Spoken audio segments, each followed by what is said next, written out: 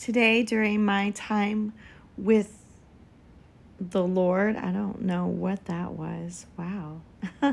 My time with the Lord today, I just began to meditate and start to think about Esther. And in chapter 8, verse 3, Esther comes before the king and she kneels down before him and she weeps. And I just want to read this one little piece that she says. And she weeps before the king, and the king then holds out his gold scepter. And this is in verse 4. And then in verse 5, she says this. She gets up and then she says, "If it pleases the king, and I have found favor before him, if the matter seems right to the king, and I am pleasing in his eyes, let a royal edict be written." And then it goes on, and so he says, "Go ahead and write the edict, whatever you want to write. I give you permission. Here's my signet ring, seal it." And then it says, I just want to give you a little perspective of this. This is verse 8. "Write in the king's name whatever pleases you concerning the Jews, and seal it with the royal signet ring. A document written in the king's name and sealed with the royal signet ring cannot be revoked." The thing that I was meditating on is how many times myself, how many times have you come before King Jesus and knelt down before him at his feet and wept before him for a need that you needed from him, a need to rescue you, a need to defend you, a need maybe for forgiveness, maybe a need for another to stand in the gap for somebody else, and cried out to him. I want you to see this in the spirit, that you're kneeling before the king. He extends his scepter to you of mercy and grace. And he's like, not this one. Not this one. You will not harm this one.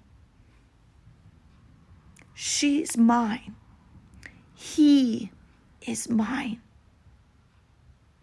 And he gives that mercy and that grace and that shield of protection underneath his wing, like it talks in Psalm 91. And he shields you from whatever you're dealing with in that moment. And he offers his protection, his grace, his mercy, his forgiveness to you. It's really beautiful. I know I've been at that place. And then the thing is that then he hands over his signet ring to us. This signet ring is authority that he gives us. Because as sons and daughters, he has given us authority. He has given us dominion over all things. We carry the kingdom of God within us. We are co-heirs with Christ. We are sons and daughters of a mighty king. In the flesh, we are weak, but in the spirit, we are strong. If we are standing on the cornerstone, the rock in which our strength comes from, not on our own abilities or our own will, but on his. And we use that signet ring. For the kingdom of God is at hand to come forth, to come against things, to bring his will and the kingdom of God. We have the ability to shift environments, when we walk into a room.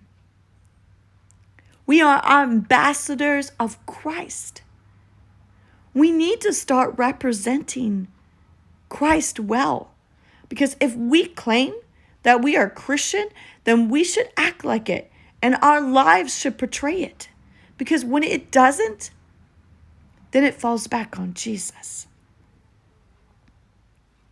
Remember what he does and what he has done for you when you've knelt in that place. Remember who you are.